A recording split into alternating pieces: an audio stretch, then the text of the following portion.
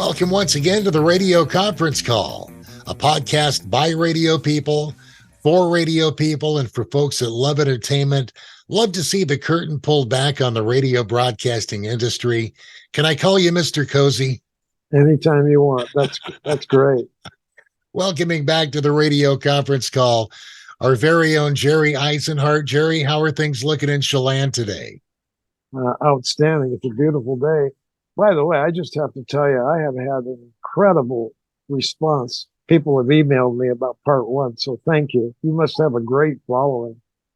Well, you know, Jerry, it's out there on social media and on a website called QZVX.com out of Seattle, and we can talk more about that coming up here in a little bit.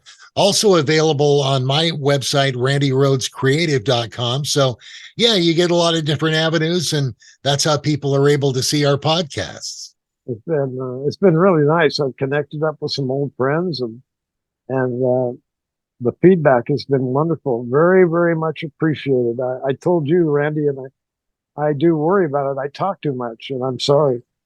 Hey, don't be, because, Jerry, that's why you're here today.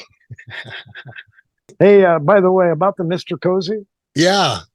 You know, in the 90s, remember when we used to have vanity license plates? Oh, sure, you bet. So I decided that they were, back in those days, they were yellow, and they had yellow with green letters on them. That's one of the options you had. They did indeed. So I went to the staff and said, I'll pay for anybody that wants to get vanity plates, as long as you're an employee, and if you leave the company, you'll agree to give them back. But I'll pay for your auto license and the vanity plate if you'll put them on your car. So all of the employees had vanity plates, and originally I was KOZI-25 because 25 was my employee number. Byquist was 26, Dobbs was 23, Brundage was 28, etc. And so that's how they started out, KOZI-25. But eventually I bought another car, and I needed another set of vanity plates. So I did have a set that said Mr. KOZI, by the way. So yeah, we had adopted, and I still have those vanity plates in a collection. And some of the other people, you know, we were supposed to turn them in when we exchanged them, but I didn't. I have them in my garage in a collection. That might be something that, along with some of the other KOZI audio, that can go to the museum sometime. Exactly. That's my idea. Yeah. Jerry, when we left off, we were talking about some of the fantastic personnel that's been through KOZI, and let's recap a few names. I've got a list here.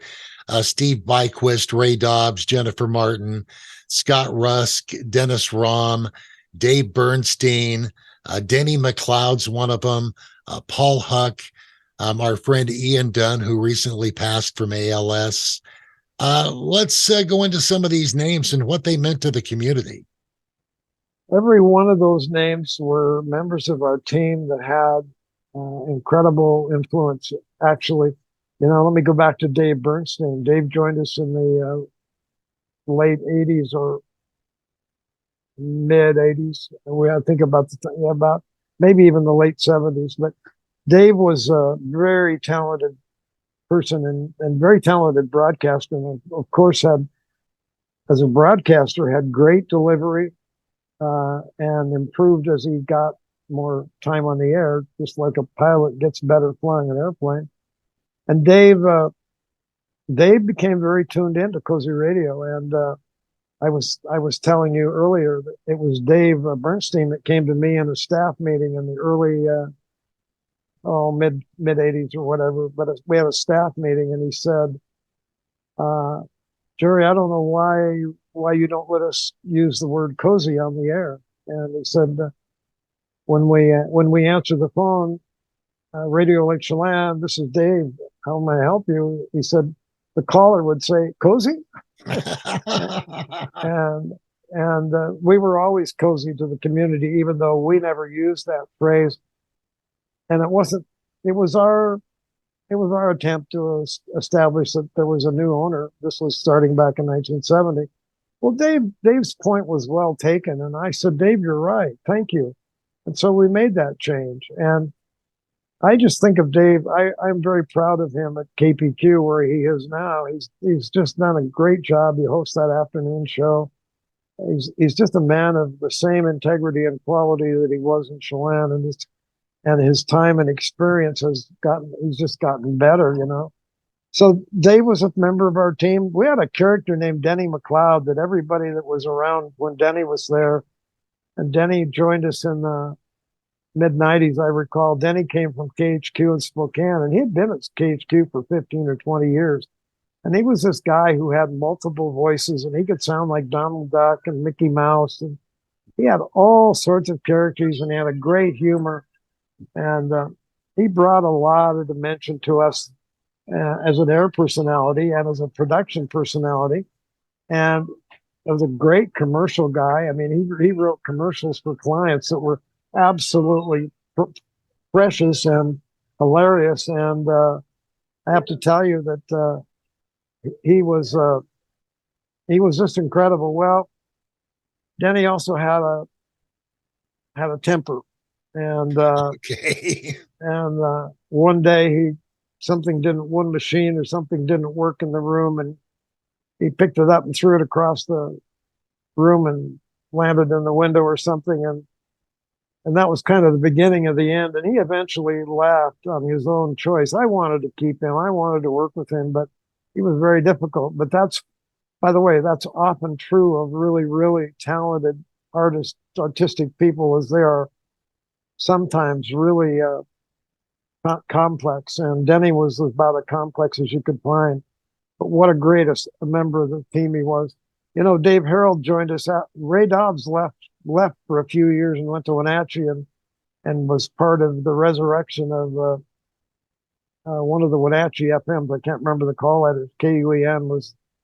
KUEN and its sister FM station. Do you remember the call letters? I want to say it originated as KIAM, KIAM. Right, it did, and then it changed its letters, call letters. Anyway, Ray, it was owned by Pepsi. Pepsi-Cola bought it. Right, it was classy. It was owned by Weinstein. That's correct. And Ray took everything he had learned from us and everything that he knew intuitively to that station, and he took it from the bottom of the list to the top of the list in Wenatchee on FM. He had done an incredible job of being successful. Well, anyway, in his absence, Dave Harold joined us in Chelan and worked for KOZI. And I will tell you, Dave brought some incredible new ideas, one of which was a Christmas holiday fair at Campbell's Resort that was a huge success. And we rented Campbell's entire facility one Christmas, and we had everybody who was in business that had anything to sell as part of this event. And it was like the KPQ home show in a way, on a smaller scale, done at Christmas time in Chelan. But it was really, really a success. And Dave did it for 2 years. And then the people that we had involved decided that they didn't need us. They would go do it on their own. It didn't last too long because they really needed the push that the radio station added to it, you know. But Dave was, I got to tell you, what a great member of our staff. What a great guy. And then while he was here, he had a chance to join. What did he do? He left here and joined and bought. What did he buy? I want to say it was KW3 FM. He did. He bought KW3 FM. That's right. So when he left here, he went to become owner of a Wenatchee station, and we were sorry to see him go. His wife, Linda, was the marketing director at the Grand Viewer, the Caravel. I mean, they both had good jobs, and they were well planted in the community, and they certainly they fit our culture, of our radio station culture. I was sorry to leave Dave go, but I remained really good friends with him, and I still have a lot to do with Dave to this day, as I do with Jim Corcoran, who's another, if you want to, speaking of KW3, Dave, Jim Corcoran was a genius at broadcasting. Actually, I think a genius at the business in the sense. I think Jim says that running the Apple Sox was just like running another kind of radio station. And I agree with that, you know. But anyway, so we had Dave Harold. There was a guy named Larry Baker, and this is so typical of KOZI's staff. Larry came in one day and applied for a job, and he cut an air check. I wasn't there when he did it, and I had a note left on my desk that said, "Jerry, I applied for a job, and uh, I'm sorry that you don't have an opening, but if one should develop, please call me." Well, as it turned out, I saw I listened to the air check, and I called him back and I said, "Larry, yeah, it's probably true that we don't have an opening, but I have to tell you that we have. I'd love to talk to you if you'd come back." And Larry was, anyway, I ended up hiring him, and Larry, who was in his upper years and loved to fish and was the consummate salesman. And I mean, Larry Baker was the hardest working guy I've ever known, and a really, really nice and credible. And Larry did his own production. And so we gave him the North Beat, which was the Methow Valley and the Okanagan. And Larry had a rule. Well, first of all, I came in at 4 a.m. every day, and he did all his production, all his creative. And he was out the door at 6 o'clock, and he was at his client's first door by 7 o'clock. And he told me one time, he said, "You know, the key to success in radio sales is consistency. And if you only go by and see the client once every 3 or 6 months, they're gonna wonder who the next guy is going to be the next time a representative from that station comes by." But he said, if I'm there every week, in and out, they eventually get the message that I'm their guy. And so Larry had a thing. He was at 7 o'clock exact. He was in the door of Grange Supply in Brewster, and at 7:20 he was at the hospital, and at 7:30 he was at the Chrysler Dodge Plymouth dealer. And so he was very precise in his sales. But he came to me and he said, "Okay, here's the deal. You want me to work 5 days a week in sales, and you want to give me this market, and you want to pay me this and that and that." And he said, "I'll accept your offer if you'll accept this, that when I get to $10,000 a month in sales, you'll allow me to work 4 days a week. And when I get to $15,000 a month, you'll allow me to work 3 days a week." And he says, "Because my love is actually fishing, and that's what I really want to do. But I do know I need to make a living." Well, 6 months later, he was down to 4 days a week. And before the year was out, he was down to 3 days a week. And that's how Larry Baker functioned. And he was one of the best salesmen we ever had. And he was also, but now let me go back and tell you, he had come from Washington, D.C., where he had been on the Radio Free Europe, or one of those international high power broadcast stations that broadcast to the world. And he was a newsman, and he was a newsreader for one of those stations. And he had just that, well, I hate to use it, but he had that Walter Cronkite kind of delivery. But he was a true professional. And Larry worked for us for 5 years or so. And then in that period of time, I actually bought a station in Ephrata. And as it turned out, the manager that I had lined up to manage the station in Ephrata was not available. And so I ended up buying a second home in Ephrata so I could commute. And I would go to Ephrata and come back and forth between Chelan and Ephrata. Well, Larry wanted to follow me to Ephrata and work for me in Ephrata under the same terms. So he went to Ephrata, and by the way, he saved our bacon in Ephrata because he managed to build the sales in Ephrata immensely. So anyway, there was another one of our key people. Paul Huck was a fellow that Paul was working at Safeway as an assistant manager, and Paul was just a real community participant. He was busy in the junior JCs and the chamber, and you name it. If it was a community thing going on, Paul was involved, but he had a fascination for radio. And so Paul joined us, and I got to tell you, what a team player he was. He was a sportscaster. He was a color man. He was a salesman. He was an on-air man. Paul was, and by the way, he was one of Scott Rust's closest friends, and they remain close friends to this day. So that's Paul Huck. Let me see.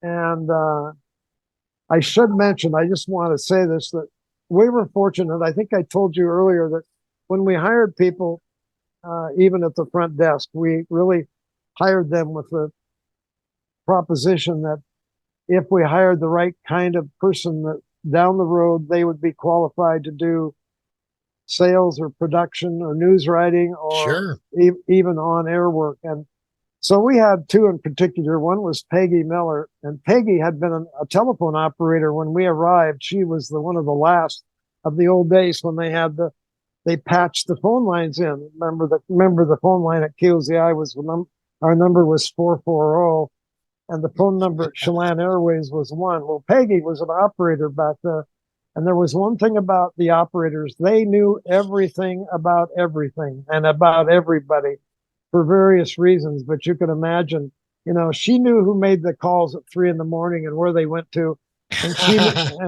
And she knew, I mean, Peggy was, so we hired her to work at the front desk, and she was an incredible resource to us because we didn't know as much about the community as she did. And then we hired in the mid-70s, we hired a young lady named Kelly. Her name was at the time Kelly Reagan. And she was absolutely, she knew nothing about anything about radio or computers, but she was quite willing to learn. And I realized that, and I saw that in her application and her demeanor. So we hired her to manage our computers and our logging, and we were converting to computers. And the next thing we know, Kelly was totally managed all of our traffic and logging and all of our billing. And Kelly was quite an artist, and she designed many, many posters. And she was very, very, very talented artist as well.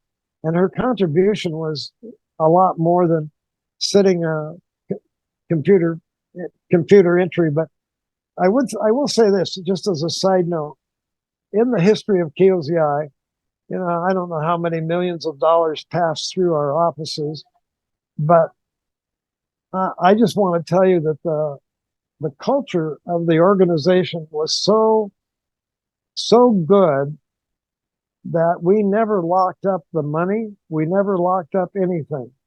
And I can tell you that we never had a significant loss from an employee.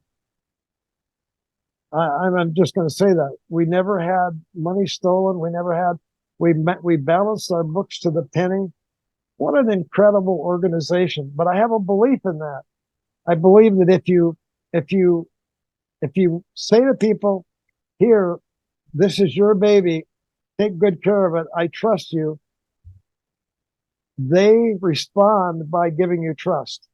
If you say to them, hey, here's 9 checks and balances I want you to fill out every day so I can make sure that nothing's missing, then they become resentful and they say, well, if he doesn't trust me, why don't I just help myself? I'm not saying that exactly, but you understand the dynamic. And I do, Jerry. And, I've said time after time throughout my entire life, giving trust begets trust. And I wanted to tell you, back to this KULE thing in Ephrata, I have spent the night at your home there, and you didn't even know it. No, I didn't. A good friend of mine was the GM there for a while, Tim Harrington. Oh, yeah. And Tim did rent my home after I moved back to Chelan. Yeah. And Tim I liked Tim. He was how did you know Tim? Well, I knew Tim from Grace Harbor Radio. He's a Westport boy.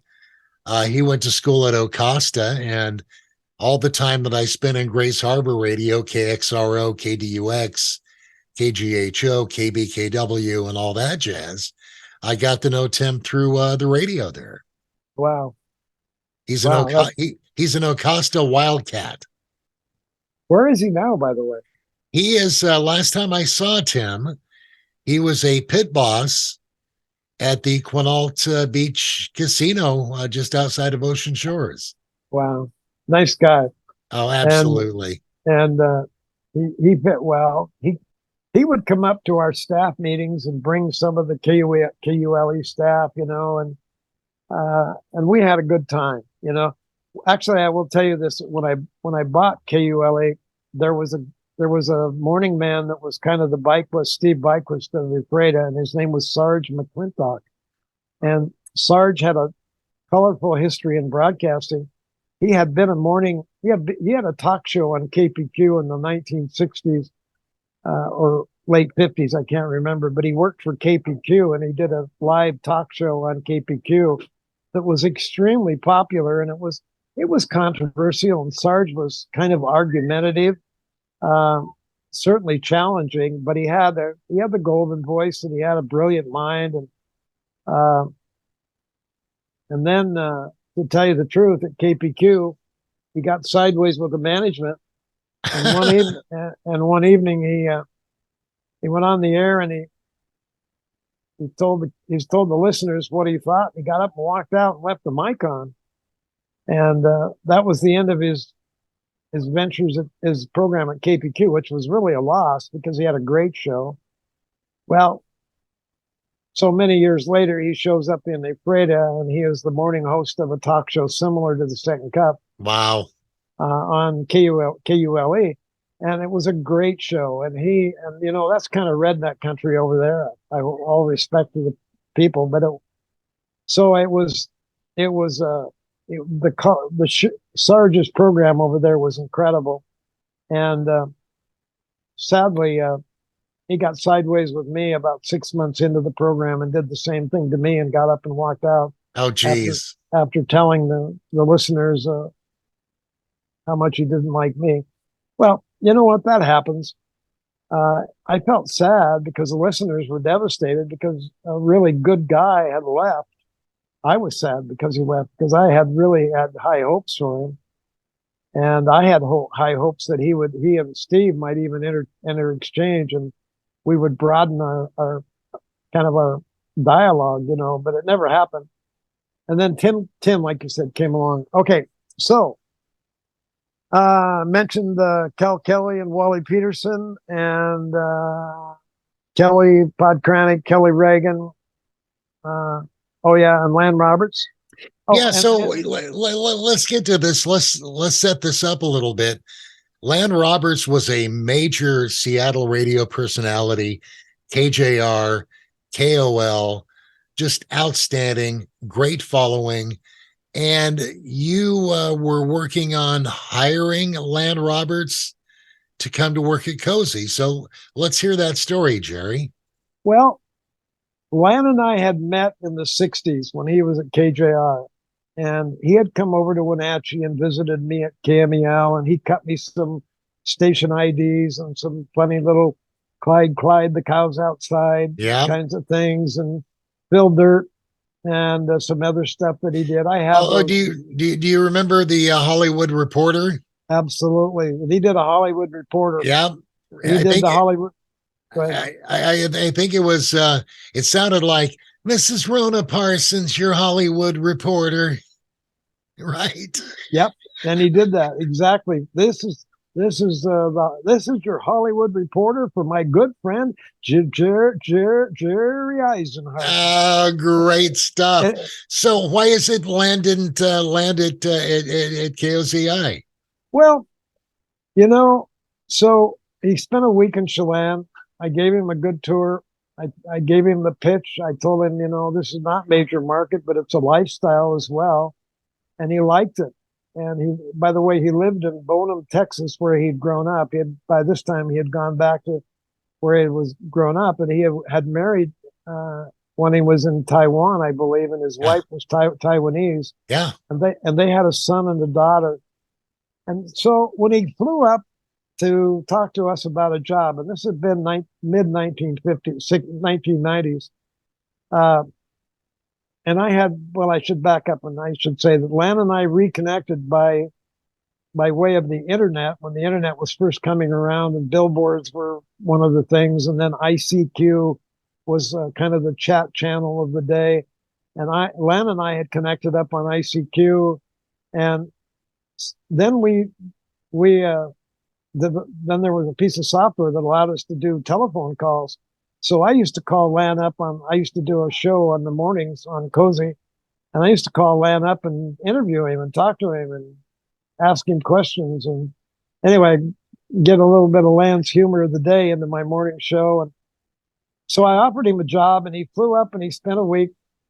And after we talked for a long time, and I said he was going to come back and he was going to become the program director and the afternoon guy. And I knew it would add a lot of color because I knew that Lan would connect us up with all of the other old names in radio, Dick Curtis and Pat O'Day and Larry Lujak and all the names that Lan knew so well. Oh, yeah. And whether they came to Chelan or whether we talked to them on the phone, I knew that Lan would have those people interactive with us. And so I told Lan, I said, if you will take their job, I'll buy a full-time condominium at Lake Chelan Shores or Peterson's waterfront. And then we'll make that unit available to our guests, these radio personality guests, Norm Gregory. Norm Gregory would be another one. Yeah. And we would have all these people come over and stay on our nickel if they would work, say, a 3 or 4 hour shift on KOZI every day afternoon for the week they were here. And I thought that would be an incredible product. Well, so Lan ended up flying home and calling me, or actually told me when he was here, he said, I'll take it. I like it. I'll take it. I'm going to go home and pack my bags, and I'll be back in 2 weeks or whatever. Well, he went home and he called me about 3 or 4 days later, and he said, guess what? I came home to an empty house. My wife has moved out and taken everything. There's not even a chair in the house, and she's taken my kids. And obviously I'm not going anywhere until I get this resolved. So that was a heartbreaker to him. And he loved his kids. He had a son that was an absolute genius. And the daughter she was a beautiful girl. So Lan was heartbroken. And we stayed in communications as he went through the throes and the battles of his divorce. And then, sadly, he came down with cancer. I believe it was lung cancer. He was a chain smoker back, like a lot of us were. He was a chain smoker in the 60s and 70s. And he came down with lung cancer, and he actually died in the late 90s. And it was tragic because he was one of the funniest radio people that any of us have ever heard. I'll never forget. He had a promotion. Maybe you remember the promotions he did, jumping out of airplanes and things, skydiving out at the Arlington Airport. Seattle International Raceway. Yeah. One of the things that he did was he gave away. This was at KJR in Seattle. He gave away corn cobs with a string on them, and the corn cobs had a KJR sticker on them. But for the most part, you tied the instructions were, and forgive me, but you were to tie the corn cob to your radio antenna on your car and drive down First Avenue, and you were trolling for pigs. You know what? It's something else that he did at KJR. He gave away little squares of cloth, green cloth with a duck on it. And people went crazy over those. Just very outstanding personality. And, the thing is with Lan, the music was almost secondary to his show. He rarely even talked about, the songs and the artists. He was Mr. Entertainment with the Hollywood Reporter, Clydie Clyde, Jimmy Stalwart, Phil Dirt, his cast of characters. It was just fun, good old-fashioned radio. Yep, absolutely. Absolutely. and you had you rolling in the aisles, or if you were driving on the driving, it was extremely entertaining. And after he left KGR, and he went over and he worked for station in LA for a while, and then he went to Taiwan, I believe, and was in charge of radio stations over there. And then and he just got better. Anyway, that's one of those things in my life where I always think, I wonder what would have happened if. I do believe that all things happen for a reason. So that's the way it was, Land was about the last of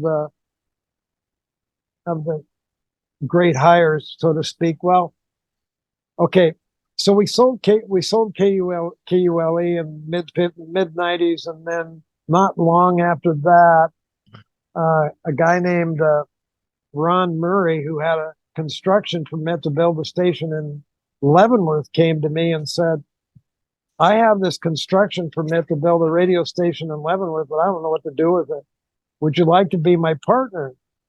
And I said, Ron, I don't do partnerships, but I'll tell you what, I'll help you. I'll be glad to help you. I'll be glad to share with you everything I know, and I can coach you. And yeah, you need to get moving because it's going to expire in 6 months. And that's the truth. He had this CP construction permit from the FCC, and he'd gotten it several years earlier, but it had gone through some legal issues, and he had finally resolved them. But he didn't know what to do with it. He didn't know how to build a radio station. He didn't know anything. So he needed help. Well, after I said no to being a partner, he came back and he said, well, would you be interested in buying it? And I said, well, yeah, I could be. And we talked, and he said, well, what's it worth? And I said, I don't know, but I'm going to tell you that it's not worth it, but I'll offer you $100,000, which was really, really high. And he said, okay, well, let me think about it. And he left, and he went home, and he called me a couple of weeks later, and he came up, and we had lunch again. And I said, well, what's the word? And he said, well, KPQ offered me $125,000. Oh, geez. And I thought, oh, good. I'm out from under the obligation. I actually did. I felt relieved. And then he said, then he said, but I didn't take it. And I said, you're crazy. I said, what do you want for it?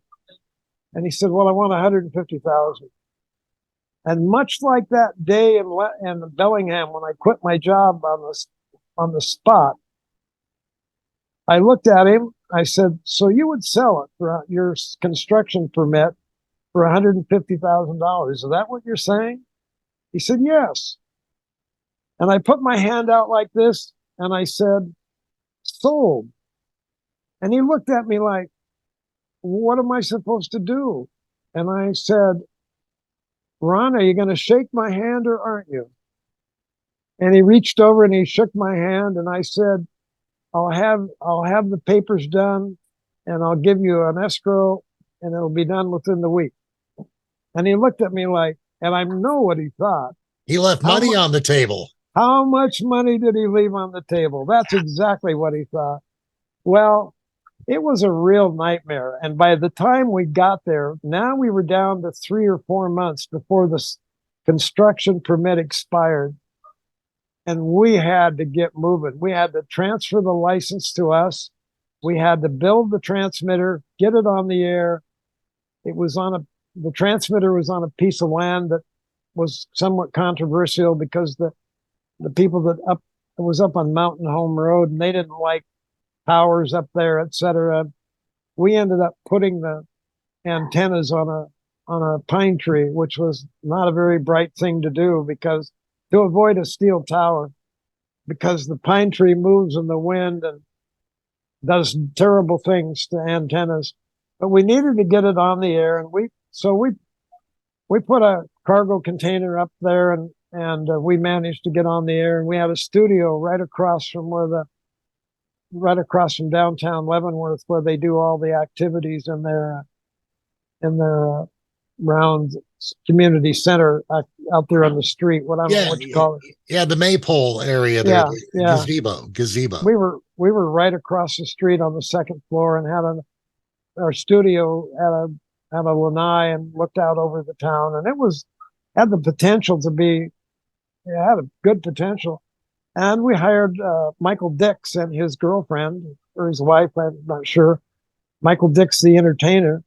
And Michael had been in radio on and off. He had worked for us at KOZI, and his wife was very talented and a very good salesperson. And Michael was a salesperson of his own style. And Michael understood the principles of radio, and he had a pretty good announcing voice, and he was a good entertainer. So we gave Michael and his wife the responsibility of getting it off the ground up there. And they didn't do a very good job. That's the truth. And as I moved on, I thought to myself, how deep is this hole going to go before I bail out? Because now I had the $150,000 to Michael, plus I had the construction costs. Now I had the interest on the whole thing. Plus I had the payroll and the rent. And it was a KOZI radio all over, but it was absent. It was absent that on-site leadership that really needed to happen. And I'll be honest with you, Leavenworth was a tough town to break into as an outsider. I don't know that the manager of the Leavenworth Chamber of Commerce ever looked me up and said, "Welcome to Leavenworth," But anyway, neither said. So we had been on the air, oh gosh, maybe a year. We programmed the station to be a kind of a very soft, easy to listen to. I called it fresh air. I didn't know that was a term that was used by public radio, but we called it fresh air for Central Washington. And it was just really lighthearted. You could sing along or hum along to every song. Every song was familiar to the listener. And we did have an incredible listener response. What we didn't have very good commercial sponsor response, but we were also weak in the sales area. So anyway, we had been on the air, I don't know, a year or whatever, I can't recall exactly. And I got a call one day from Jim Wallace at KPQ. And he said, Kelly Hart and I are sitting here at our desks, and we're talking about our plans of expansion. And, we now have the station in Quincy, KWNC, I think it was, the little AM station that they had acquired. And he said, we have we are financially well heeled, and would you consider selling KOZI Radio? And I said, well, to be honest with you, I'd probably sell anything if the price is right. And, but I need to qualify you. Tell me, because Jim Wallace had a brother, John, who was an attorney, and John was actually a good friend of mine. John had been city attorney for the city of Chelan when I was mayor. And his law firm, Ogden, Murphy and Wallace, had been with me through lots of legal issues. So I knew John Wallace quite well, and I didn't know Jim Wallace very well at all, and I didn't know Kelly Hart at all. Well, anyway, so we met, and I put together a proposal, and I went to Peter Spadoni at Jeffers Danielson, and I asked Peter if he would represent us in an offer to sell. And Peter looked over my material and he said, I really need you to take this to John McQuaig and have John go through your numbers and see how accurate they are. So we hired John McQuaig of McQuaig and Welk, and he did a review of the accounting, and that was a good decision because he caught a lot of errors in about how you evaluate a business versus how you operate a business. So we we met with KPQ, and I can't remember exactly the reasons, but obviously we had qualified them to say this is a cash sale, and you have the finances to do it, and you have the approval of your partner John Wallace. So we don't have any of these issues to contend with. And I was assured that that was true. So we signed an agreement and a kind of an intent to sell, an acceptance of an offer to buy, or a conditioned offer to sell, based on some performance issues, of which number one was the placement of a sizable amount of money in escrow in 90 days.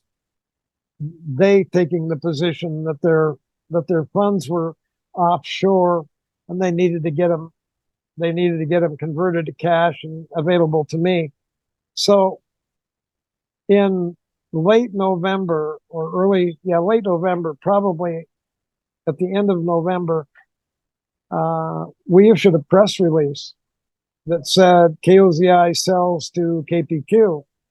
And if you were to read the press release, it would actually say that according to the buyers, Isenhart will stay on in Chelan to manage the Chelan station, and will interact with the Wenatchee station to provide some creativity and some management leadership at KPQ. Well, that was all very exciting and very challenging. And I thought, wow, this is couldn't ask for better. That the rest of everything else was to stay the same, etc. Well, in reality, what happened was the 90 days passed, and they didn't come up with the money.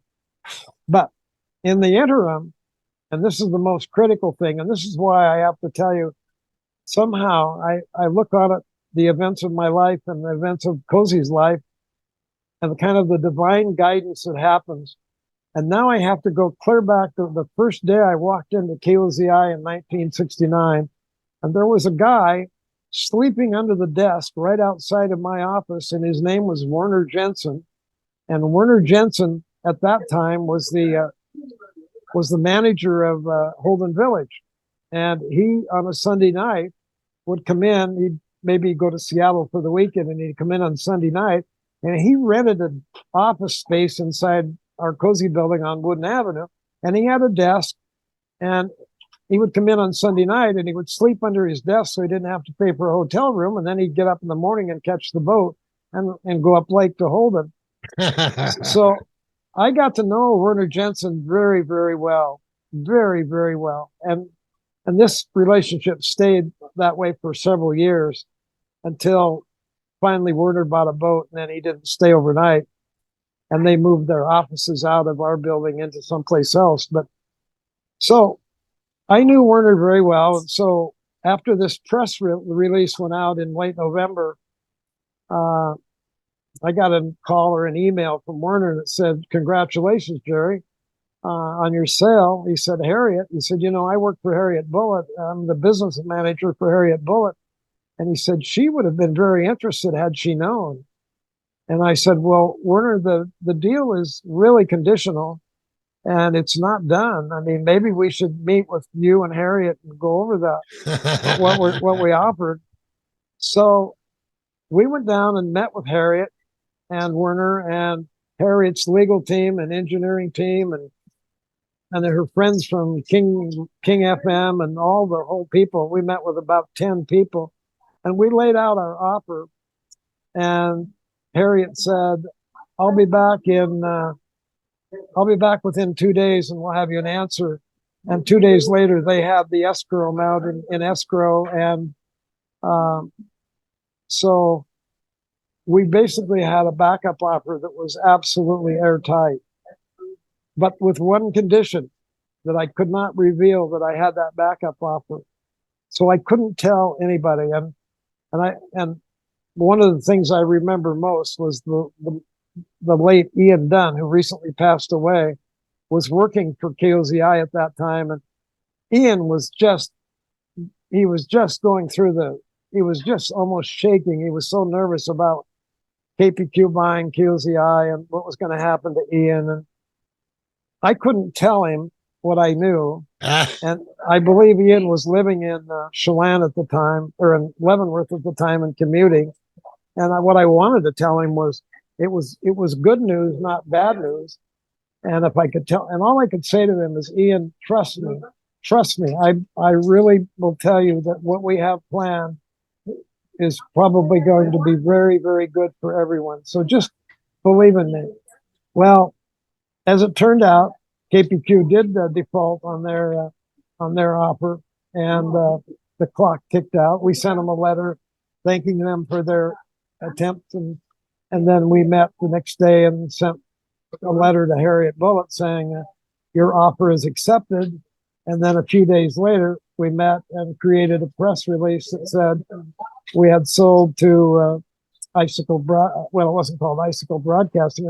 We sold to Harriet Bullitt, because Icicle hadn't been formed yet. yeah. So that's how it all happened. And what's interesting is the KPQ deal actually just kind of got lost in the mud, and that was probably good, and the focus became Icicle Broadcasting acquired North Central Broadcasting in Chelan and in Leavenworth. And unfortunately, it took almost a year to work through all of the details. And so we closed almost 9 or 10 months later, and they took over in late September, early October of that year. Jerry, just for clarification, the Leavenworth station was KLVH 101.1, Right. which later became Coho, which is now basically a translator for Pullman's Northwest Public Radio. Okay. It's not a local radio station anymore, but when Harriet took the Leavenworth license, they also bought the KOZI properties. That's correct. Okay. That's right. And there was a time at which the purchase between Harriet and myself became so complex that I called her up and I said, I'm not sure I want to go forward. And I will sell you the Leavenworth station on its own, and I'll just stay and keep Chelan.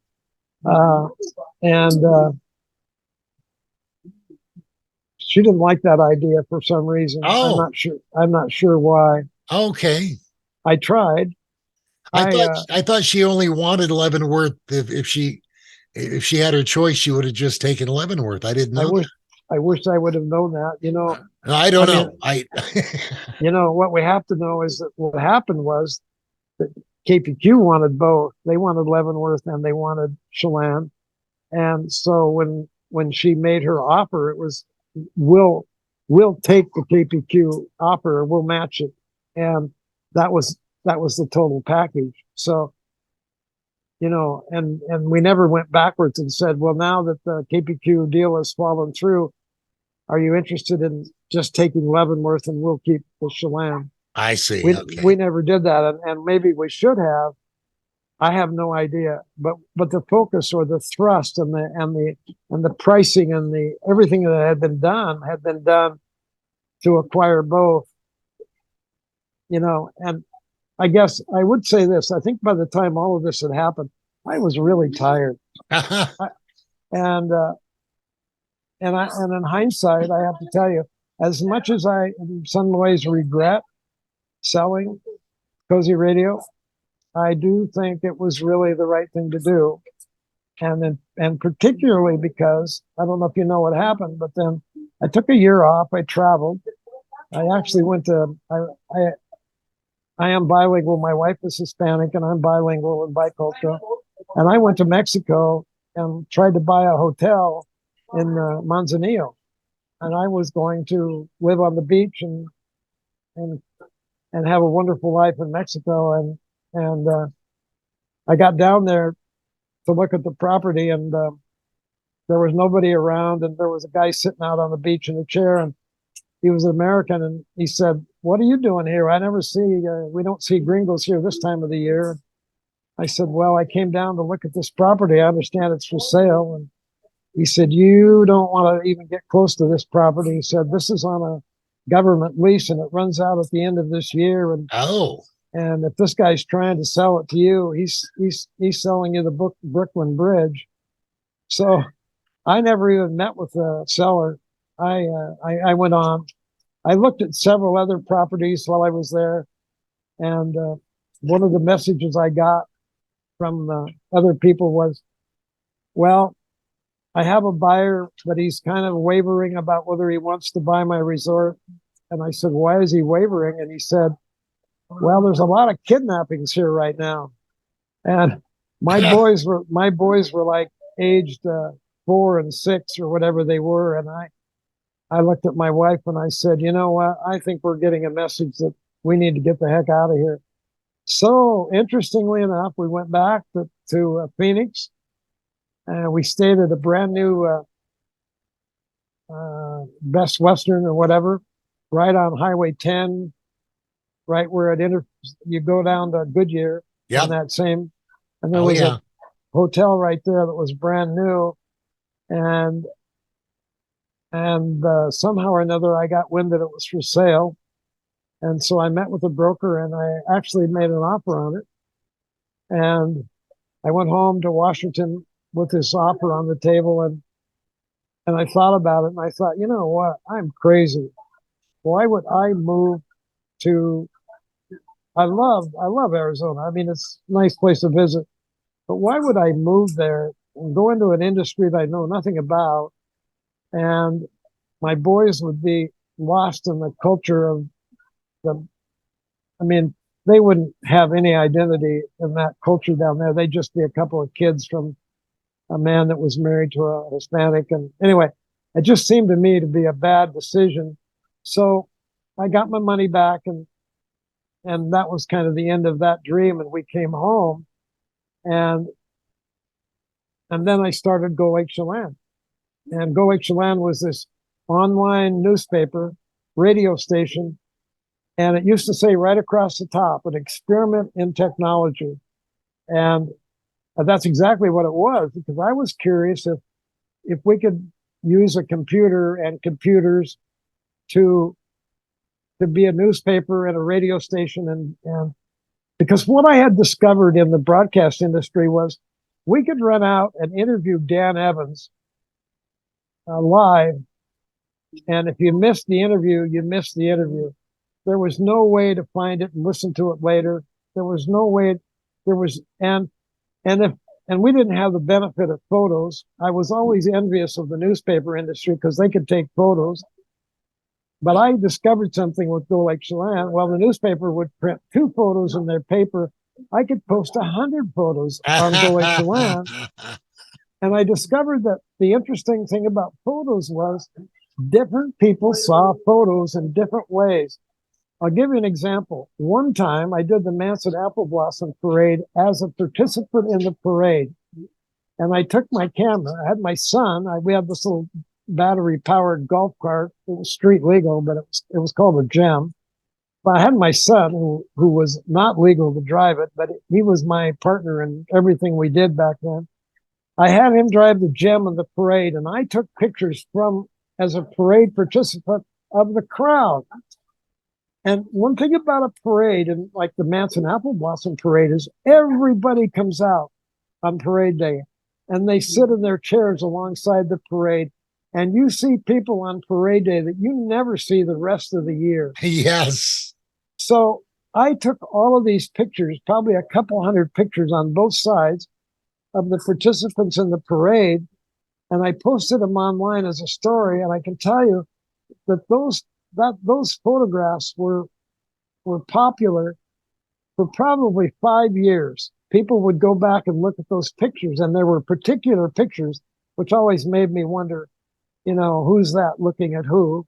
But my point being, what I discovered was a picture that didn't seem to make any sense to me as having any particular value had immense value to somebody else, and we wouldn't know why.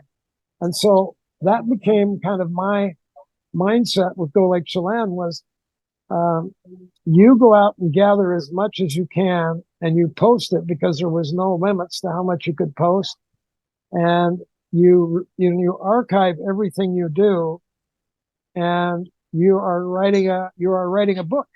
You're really writing a book on a day-to-day basis about the life in the valley.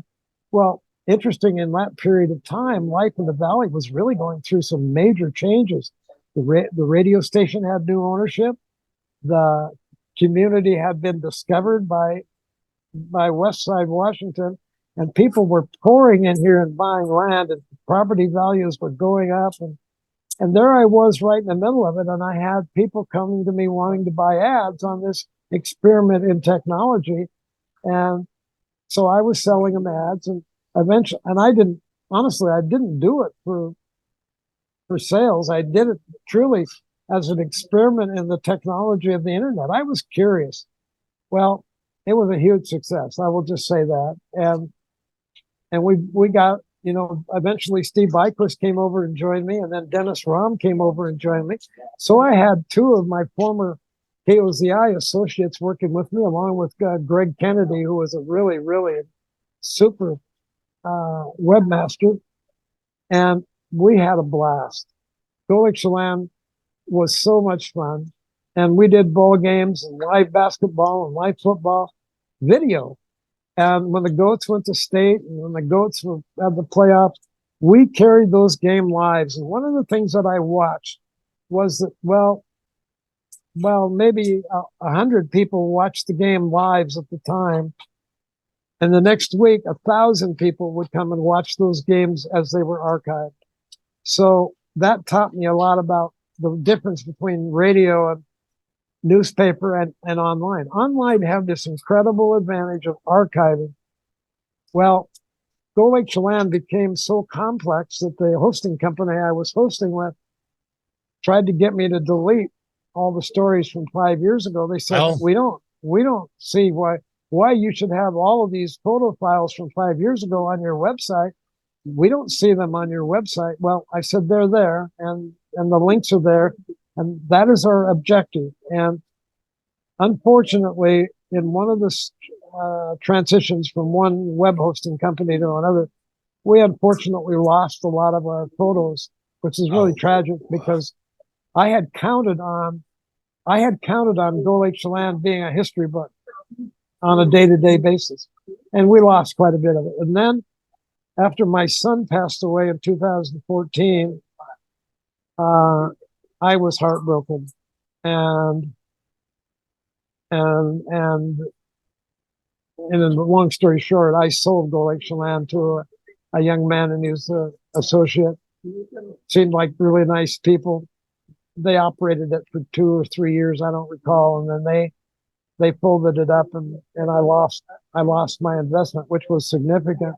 But I learned a lot. It was a wonderful experience, I have to tell you. Go Lake Chelan was a great experience. Jerry, I want to hear more about Go Lake Chelan, and I knew this was going to be happening. I'm out the door in 5 minutes. I'm sorry. No, not at all. We're going to have part 3, and I knew from the get-go we're not probably going to accomplish this in 1 or 2 parts. So when we pick up next weekend, can we kind of finish the Go Lake Chelan story? Then I want to get into, KOZI, the fire coverage of 70 and 71, 1994, a lot of the awards KOZI has received, your time as mayor. Jerry, would you please be back with me next time? I'd love to. Thank you. And thank you for understanding. And I'm sorry it's so complex. No, hey, I want you here to talk. That's why you're on the show. May I say to you that the one thing that's most important is that this whole journey was about a whole group of people, and our success was not because of me, it was because of us. And I hope that everyone understands that. I was just there at the right place at the right time to bring all these people together. And as I've said many, many times, get good people and get out of their way and let them do what they do best. And I can't say enough good about that. And as I have thought about this interview, it has become more and more clear in my mind that, we were only as good as our people. And that was my goal. Anyway, I'll see you next week. and Jerry, we'll have a great time. Jerry, you were the orchestrator of this whole thing. And again, like we've said many, many times, surround yourself by people that are as good, if not better and smarter than you. You know, Never be afraid to hire people better than you. And that's a mistake that many managers fail to understand. They're threatened by the fact that this guy might be better than me. Well, listen, if you hire enough people better than you and you're smart, you're going to get better too. Jerry, let's leave it on that note for right now. All right. You've been enjoying, along with me, part 2 of our radio conference call this afternoon, joined by Jerry Isenhart, Go Lake Chelan, KOZI Radio, Coho Radio, so much more, as a solid member of the community. Jerry, I hate to have to let you go, but if you promise to come back for part 3, we'll have some more fun. It'd be an honor. Thank you. Thank Jerry, you so much. And again, thank you, and God bless you, my friend. Have a great rest of your weekend. You bet.